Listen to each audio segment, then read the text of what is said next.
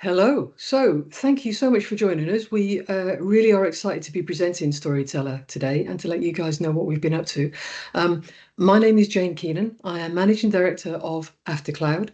I am not the tech expertise in this partnership, so I'm going to be handing over to my colleagues here in a second. But what I bring is 35 years of serving our children in care.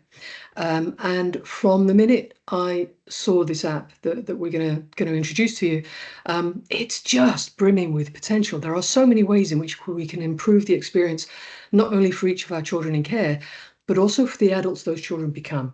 That's one of the things that's often missing, and I'm really very excited about what we can achieve here. I think it has the potential to transform the sector. So, Darren, could you just introduce yourself, please? Yeah, I'd be delighted to, Jane. Hi, I'm Darren Evans. I'm Chief Exec of Aftercloud, and I've been providing technology solutions to the care sector for a little over 25 years now, mostly in adult services, but for the latter sort of 3 years in children's services too. Yeah, perfect. Thank you. And Kevin, if you could introduce yourself and then carry on and tell us a bit about the partnership and what Storyteller's about. Great. Thank you, Jane. So hello, everyone. My name is Kevin Yong. I'm the Managing Director of Quorum, which is part of the Quorum Group of Charities. Quorum's the oldest continuing children's charity in the country. It's been going since 1739. And we do lots of work to support children in this country and around the world. And I'm really excited that we have partnered with Aftercloud on developing Storyteller, because we can see the benefits that this is going to bring to children who are in care right now, but also potentially children who have been, or people who've been in care in the past. I think it could help them as well. So we're going to tell you about Storyteller today.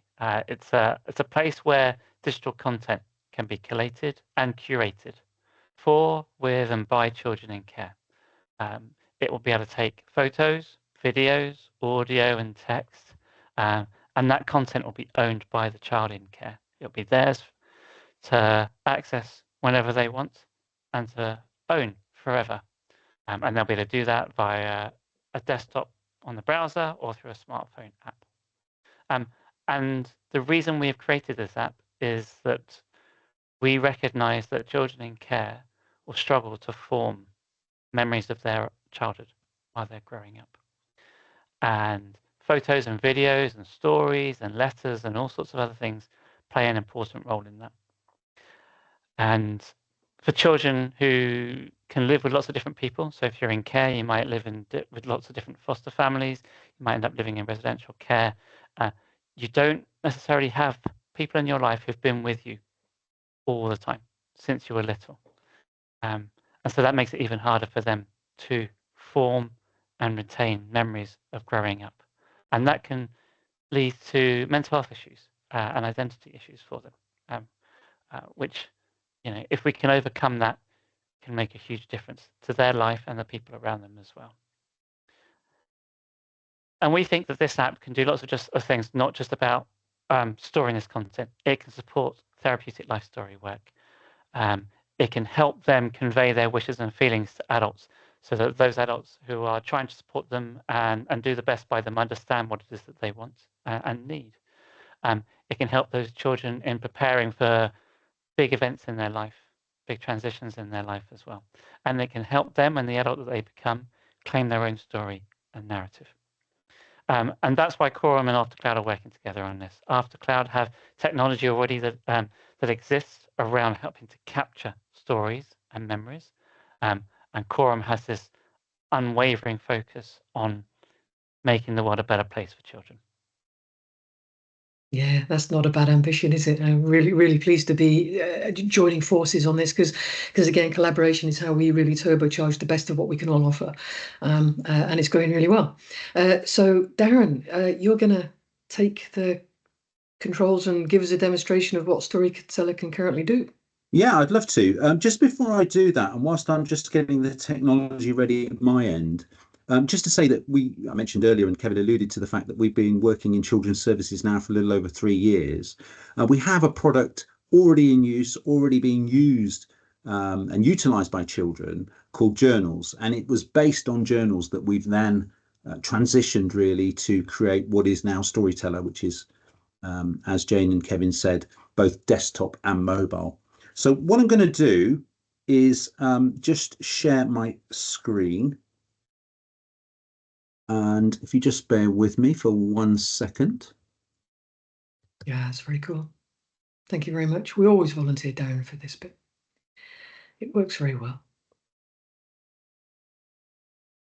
So Darren is just setting up a mirror for his mobile phone onto the screen. Here we go.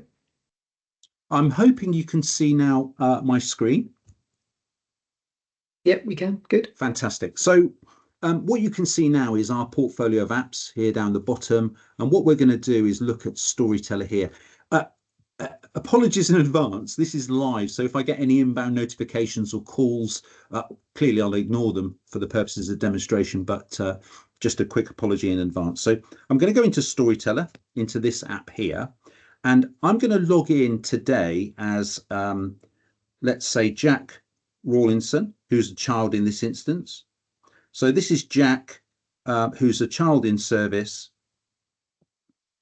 and bear with me. Again, a feature of developing the app is that we all have a gazillion accounts and login details. Just takes a second to find the right one. Okay, so I've logged in as Jack. Now, the important thing about children in this instance is they don't necessarily have to have an email address. So local authorities and private providers that may be supporting children, you don't have to have an email address for the child. We can create a user account by using the child unique ID, as you can see in the screen here. So what we're looking at now is Jack's persona. We've logged in as Jack. You can see Jack's chapters, so part of his story. And down the bottom, we've got 4 icons here. This just tells us we're in chapters. We've got a heart icon here, which tells us the circle around Jack. So essentially the team around the child, all the people that are important in Jack's life are listed here and can be invited into the app here, or by a story manager in this instance, and given appropriate rights and privileges accordingly. But I'll show you those later. And then over here, the icon, it just tells us it's Jack Rawlinson in this instance. So if I go back to chapters, we can click into Jack's journey and we can see historical information. So a little bit like a timeline, we can look at Jack's past.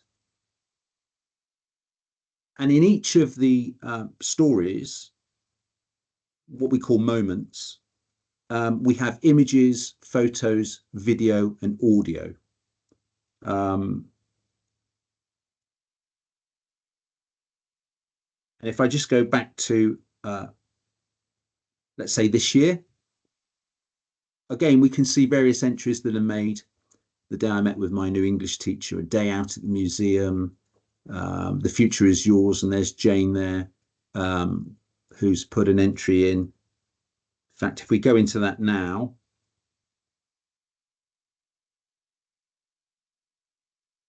we can see that inspiration is everywhere. So what we're going to do is create an entry for today. So you're going to see this live. We're going to add a new moment, and let's say we'll call this moment a trip to the car museum. A trip to the car museum. And straight away, you can see that we have speech to text throughout in the mobile app. And all we're going to do is say it's today. So we're going to confirm today. Now, again, apologies in advance, but you've got access now to my photo library. That's my mum and dad in the top left-hand corner there that we got colorized the other day, and my son and myself at the football match. But here we go. Here's a car from a car museum, and in here I can write a summary note. We have this throughout app as well. So this was a fantastic trip today to the car museum. Okay, and we continue, and you can see how easy it is really to upload content as stories and moments into the app. So whilst that's doing that, it will then create or curate an entry. So a trip to the car museum at the bottom there, 25th of Feb 2025. And again, if we go into that now, you can see that this was a fantastic trip to the car museum, but the actual moment doesn't have any content. So what we can now do is curate. What is it that we want to add to this day? And again, this is Jack's perspective. Equally, John or Jill Archer, who are his foster parents, can add their content as well if they so wish. But let's just say we wanted to add some text, and I'm just going to put here the car museum, the car museum. And in here I can say, today I went to the car museum with John and Jill, and it was really fantastic. We saw some brilliant cars, and I'm going to put a few pictures in of those that I saw. So again, speech to text, it has learned behavior, and it will start to then summarize the individual's voice. So let's just submit that, and we've got then a letter about the car museum. We can put another photo in if we so wish. So here's a an orange Porsche 911. So again, we'll just go into the gallery and upload the Porsche 911.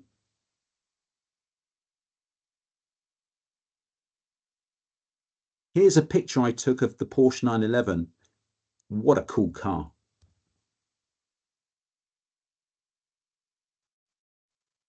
Okay, and then we have our content, which is again uploading. It would do it automatically real time. There we go. It's just obviously working on my Wi-Fi through the internet onto a demo. And then video is the same, 6 meg videos, so literally 2-minute clips or shorter for the contents of the upload. And audio, in fact, Jane, if I could put you on the spot, if you don't mind. Please do. I'm going to say, this is Jane. And I'll give you a 3-second countdown, Jane. 3, 2, 1. So, Jack, it was my pleasure to join you on your trip to the car museum today. I had a lovely time. My favourite was the Rolls-Royce. Fantastic. So we can now listen to that audio or edit it, play it back. This is Jane talking about her participation at the car museum. Okay, and we'll submit that as well. So there's an audio upload that we've got. So you can see letter, photo, audio, and again, video if we so wish. And it's that simple. So what I'm going to do now is I'm going to stop sharing.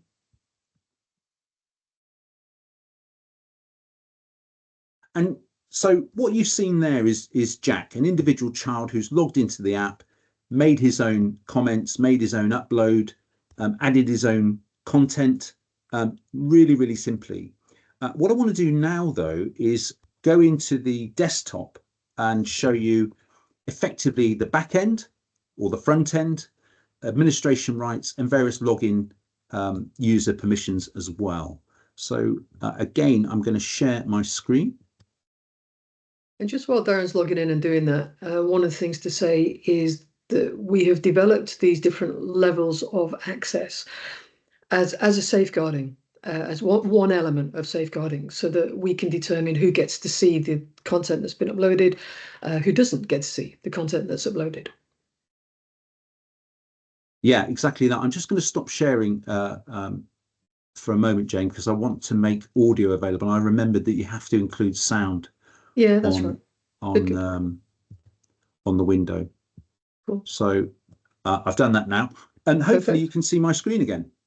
Yep, all good, thank you. Excellent. So what I'm going to do now, though, is I'm going to log in as an organizational administrator. So if you're, say, in a local authority or a large private provider or medium-sized private provider even, you've got various permissions that you can set up within the system. So in this instance, what I'm going to do is log in as org admin.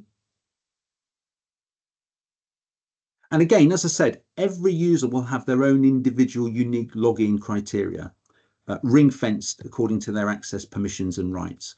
So you can see here that I'm logged in as org admin. There I am, Darren Evans down the bottom there. And straight away, I can see all of the users that have access to the system. So here as an example, we've got Jane Keenan, who's also org admin.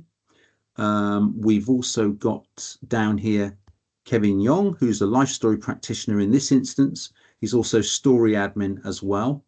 We've got a couple of people pending, so they need to be verified by the org admin.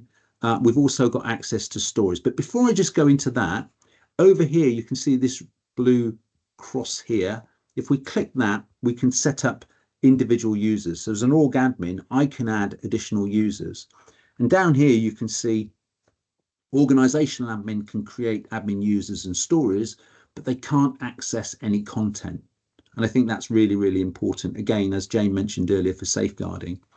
And story admins can moderate a story and its content and users if they are set as a story manager. Okay, so you can add users as you wish. We also have a bulk upload facility just to sort of simplify the onboarding process for you as an organization. Stories. Okay, so we can see now a number of children set up for stories in the system. And what we can also do is see the team around the child again. So here, Sam Johnson at the top, we have Jane North, Jill Archer and John Archer. And again, for Jack Rawlinson, the child that we used as the demonstration login, we've got John Archer, Kevin and Jill Archer. And we can then edit, view notes, delete as an org admin. We can't necessarily access the story. So as I mentioned, okay, what I'm now going to do then, and we'll have throughout the pilot additional functionality over here. This is why we've kept this area completely blank, reporting criteria and other unique links that we'll come into at a later point, notwithstanding AI, of course. Okay, I'm going to log out now. Only this time, what I'm going to do is I'm going to log in as a story admin.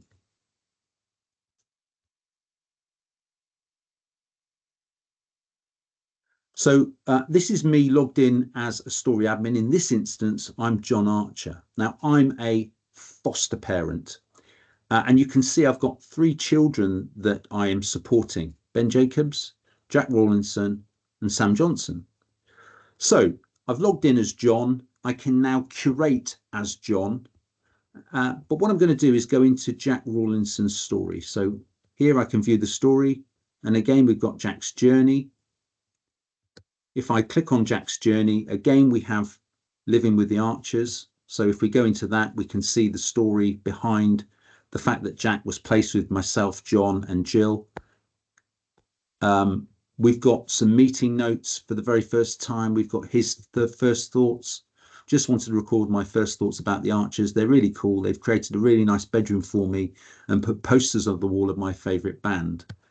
And there's his poster on his bedroom wall. So again, in this instance, Jack's content. And you can see over here clearly that it was Jack Rawlinson that entered those details.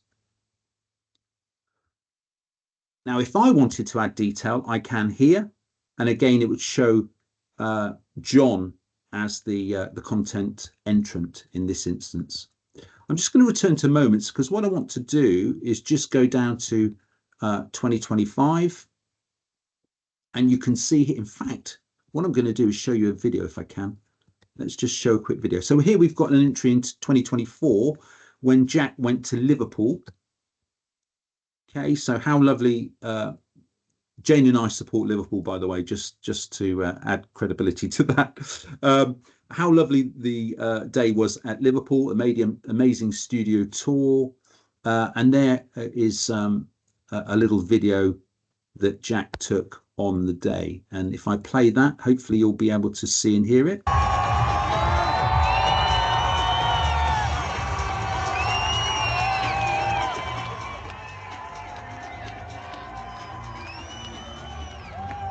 Okay, that's enough about Liverpool then. Just wanted to add that really. And what I'm also going to do now is just go back to the moments, and I want to show you what we captured today. So there we have a trip to the car museum, and you can see it was Jack again that entered it. And again, you saw the content being uploaded there, and here it is in desktop. So there's the letter. Today I went to the car museum with John and Jill, and it was really fantastic. Saw some brilliant cars. I'm going to put a few pictures in. There's the picture of the Porsche 911. And here we have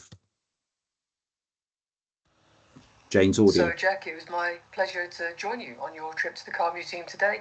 I had a lovely time. My favourite was the Rolls Royce. And really, that was a quick whistle-stop tour. I could obviously log in as other people and show you around as well, but it's the same principle for anybody that logs in. As I say, ring-fenced against their access rights, so you can set people up that are important to the child. And this is the really important thing. This is about the child and their voice, creating that independent voice for the child. And again, here at the bottom, we have the important icons that you saw in the mobile app. So again, if we click on that, we've got the circle of the people around the child. And of course, that will potentially be extensive. We've got John's details in this instance. And then we've got stories, access to stories directly from there. And there you have a really quick whistle-stop tour, and I will stop sharing. Yeah, brilliant. Thank you, Darren. Yeah, it makes me smile every time I see it because I think it will really make a difference.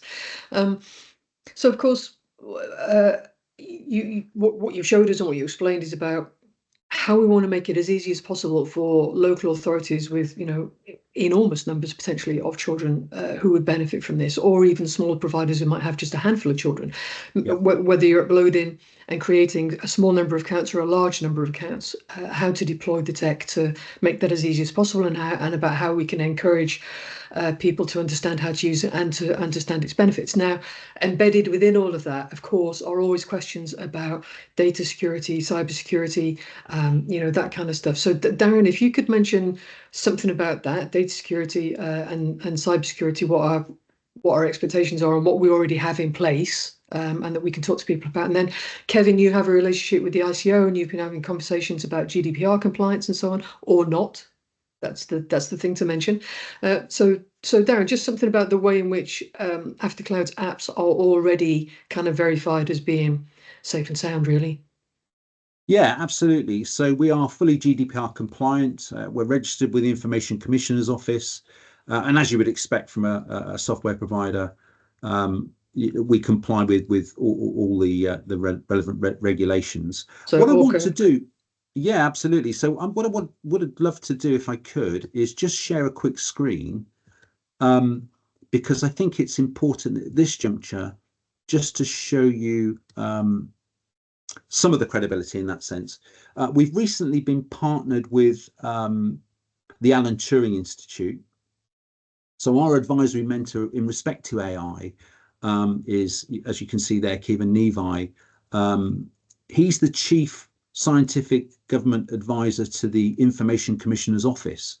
So you can't really get any better than that in that sense. He's our mentor. He's partnering with us as our mentor for our build program. And as I said, he's part of the Alan Turing Institute, and it's been provisioned through a Bridge AI program as part of Innovate UK. Richard Bowes, who's our AI technical build lead, he was Senior Global Product Director for Microsoft Azure. So again, really, really credible. He's now the CTO of internationally acclaimed Intap. And as I say, he's helping us and assisting us with our AI build together with Kavan. And then Ben over here, you can see, is part of our team, part of our core team. He's our CISO. He's also the CEO of ORSEC, and he's the person effectively ensuring that we're compliant at all points, from both an ISO perspective, from a cybersecurity perspective, and in relation to ISO 27001, 9001 as well, actually. So again, key to this is how to deploy tech in the best interests of children, which of course means using it ethically, understanding the upside and the downside, mitigating against any downside, and understanding it from the inside. Hence those advisors, those specialists, and thinking very carefully ultimately. So Kevin, you've had conversations with the ICO, and you in your position with Quorum also have experience of really embedding AI in the children's social care sector in other ways as well. Yes. So the way we see this app is that it will be complementary to what is currently recorded for children in care, and actually should form part of that record, though it doesn't necessarily need to be co-located digitally with the records that local authorities currently maintain. But because of that, it will have the same status as a child's record. Individuals that will contribute to it will be informed about their rights and their responsibilities. So anything that they upload to a story that is a child's story will then be owned by that child. They will have no right to take it away from the child, unless there's a good reason. So they may have uploaded the wrong content, the wrong picture, the wrong video. It's meant to be for someone else. That's fine.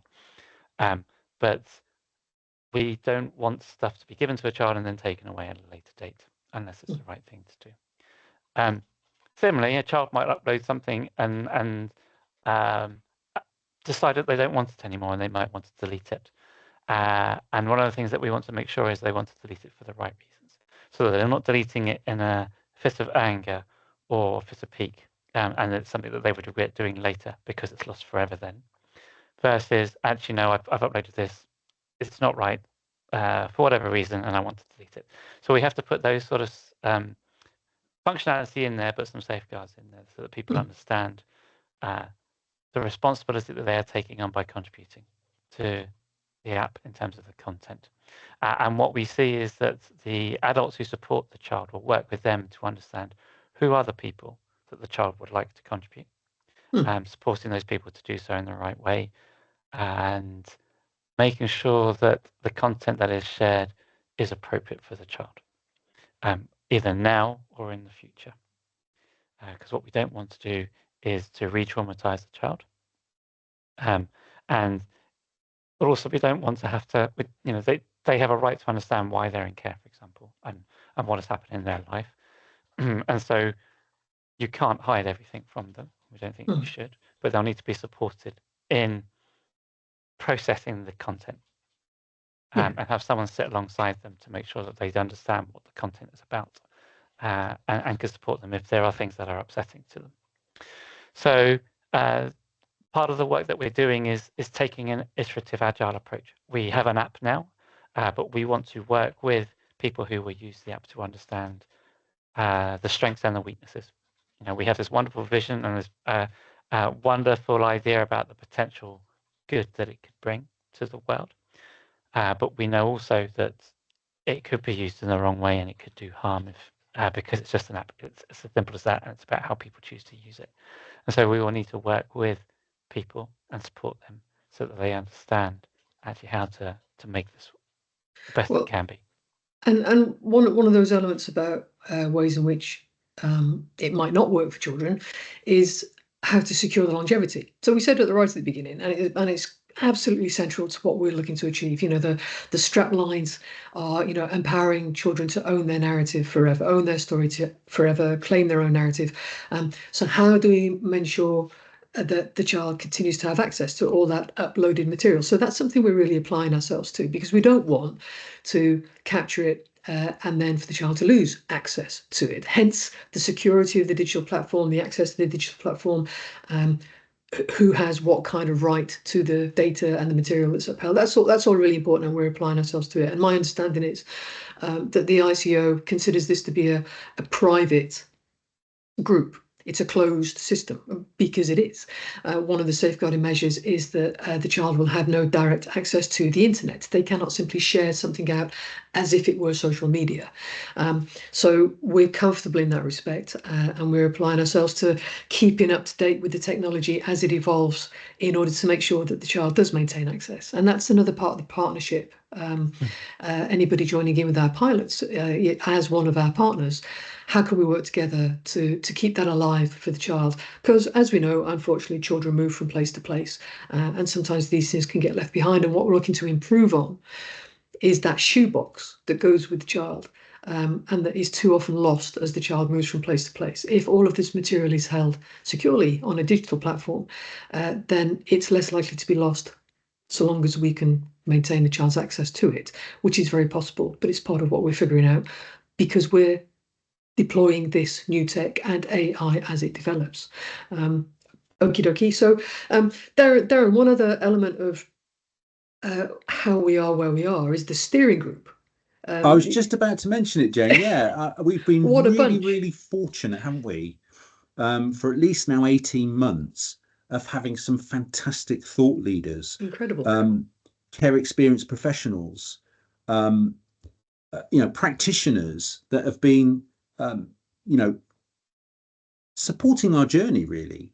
As I say, 18 months where we meet periodically, all pro bono, all supporting our application. And in fact, that's one of the reasons Quorum, I think, selected us as a preferred partner, because Kevin came onto the steering group and saw that interaction, and now manages it and runs it. So yeah, I think, credit where credit is due. I think that our steering group are absolutely phenomenal, and they know who they are. They do. We'll list them if we can. They're absolutely brilliant, and they are all individual thought leaders. The other thing is, you mentioned it just a moment ago about our children in care being transient. It's really, really important that when we partner with local authorities and private providers, that the child is at the heart and the core of that service. It's got to be person-centered. It's got to be meaningful. It's got to be done with empathy at its core, but with that view of portability, I guess. And we need, partners. Anybody that we onboard, we co-develop with. That. So it's a collaboration piece, really, and we want to take everybody with us on the journey, with the child at the centre. And a key component. So that steering group is comprised of there's a lot of very accomplished people who are generous with their time and generous with their views, and it's always a lively debate. We met with them yesterday, and it was a lot of fun. Yeah. So we have social work practitioners, we have Dr. So and so and Dr. So and so, and a lot of those people are also care experienced. So we have mature care experienced adults who are professionals in their own right, accomplished in their own right, reflective and making their own contribution to the social care sector. We have folk who are, directly involved in care for children, people who run children's homes, people who've been foster parents, for people who are familiar with archives, and therefore bringing that element of how do we protect records, because telling the story is the everything, really. Yeah, what I was going to say, one of the things we discussed yesterday was how we can apply AI intelligently, even though it's artificial intelligence. And that was the fact that what we can potentially do is identify periods of the child's journey where we can utilize, powerful video content in parallel with that child's journey. So if a child, let's say, and I'm going to say it again, is a Liverpool supporter, it might be that we've got a senior physiotherapist who's care experienced that it works in football, that might just want to say something to that child, something that's really empowering for the child. Yeah. Similarly, if a child's interested in law, we know we have care experienced law practitioners that are, they've done their bar exam as an example, and might want to send a little quick snippet of video. And all of this content we can curate and create, and it all has benefits for the child.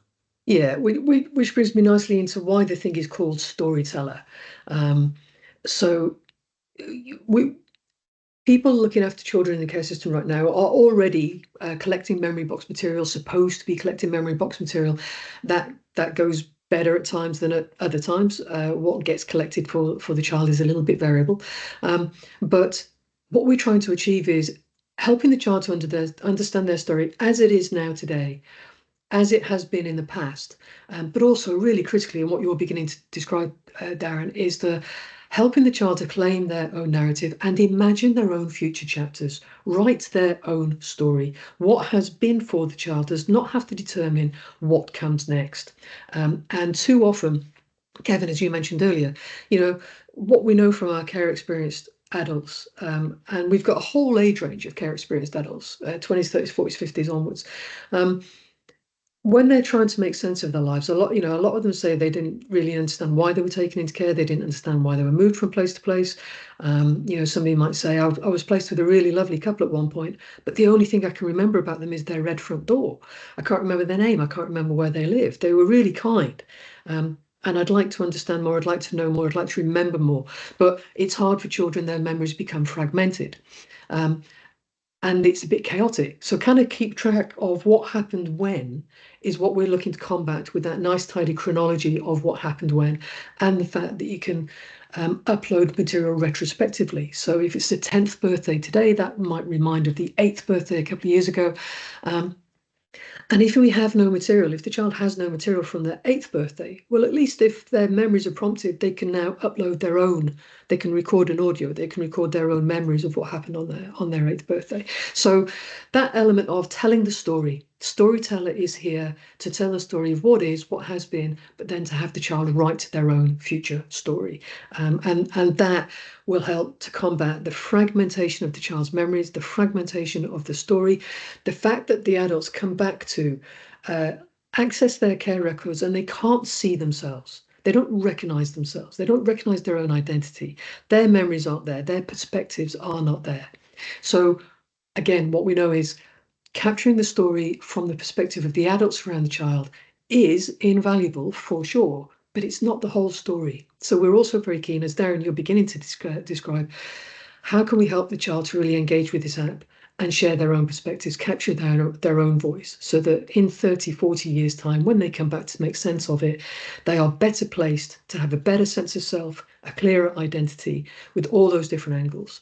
And that, it's not an overstatement to say that will contribute to better mental health. And ultimately, what we're here to do is combat those statistics about homelessness and unemployment and prison population and so on, because it isn't the truth for all of our children. There are way too many. Our children are way overrepresented in those statistics. But this is one of those ways in which we can lower the statistics and amplify the experience of those care experienced people who really do go on to live the life that we would want for them. Yeah, 100%. I think the other important factor as well, and you've just mentioned it, everybody that is around the child, we're looking to simplify process management as well. So using speech to text as an example in the app, it speeds up processes as well. So it's simplifying, it's adding creativity, it's adding content, it's doing all the things that are important for that child's future. So yeah. Absolutely. Perfect. Cool. Alrighty, we should probably wrap up. Darren, one of the things I know you're keen on is for our partners to gain their own recognition for their innovation, their part in furthering this. So Aftercloud has already had some recognition, which is nice, but we want to spread the love, right? We want to spread the joy. Yeah, again, we thanks, Jane. We are multi-award winning, and I'm really, really proud to say that we won Innovator of the Year 2024 in November, so just before Christmas, which is fantastic. It's a great accolade. Quorum themselves, I'm sure I don't want to steal Kevin's thunder, but they are award-winning third sector organisation. But we want to empower our partners, whether you're a local authority, a private provider. We want you to be the innovators in this space. We're a supporting technology platform. That's essentially what we do. But you are the innovators in the space, and we want to partner with innovators. Because collectively is how we achieve the change, right? We can each change the part of the system we touch. So the more collaboration, the more connectivity there is, the more we'll change. Kevin, did you have anything you want to sign off with? No, I hope that people through this presentation can see why we're so excited about it and why we think there's going to be so much benefit to children and the adults around them as well. If they have better mental health, and a better sense of identity, then hopefully there'll be fewer issues that manifest themselves in the child and the young person. It's like, at the moment they can get frustrated. Part of the reason they move is because they might not understand why they feel the way they do, and they might sort of act out, lash out even, and that can cause placements to break down unnecessarily. Things that could be avoided. Yeah. Hopefully we can benefit that, and that will make foster carers feel even more sort of satisfied with the work that they do. They already do amazing stuff, but it's much easier to look after a child or a young person that is happy, yeah, and settled than it is for one that isn't. If I could just add one thing as well, and that is to say that, for too long, I've been in social care, as I said, for 25 years, and for much too long, it's always been top down, whether they're operational systems, governance, financial. Right now, what you've seen is a minimum viable product, right? It's got great functionality, but working with partners in that co-design collaboration piece that I mentioned earlier, we can, and I know, Kevin's got some fantastic thoughts on this as well, and our development board's already quite extensive, but working with those partners, gaining insight and gaining that influence, we can really start to develop something that will make an impactful difference. Yeah, perfect. I'm a little concerned, Darren. We're beginning to finish each other's sentences. Yes, that's where I was going to go as well. This is just the beginning.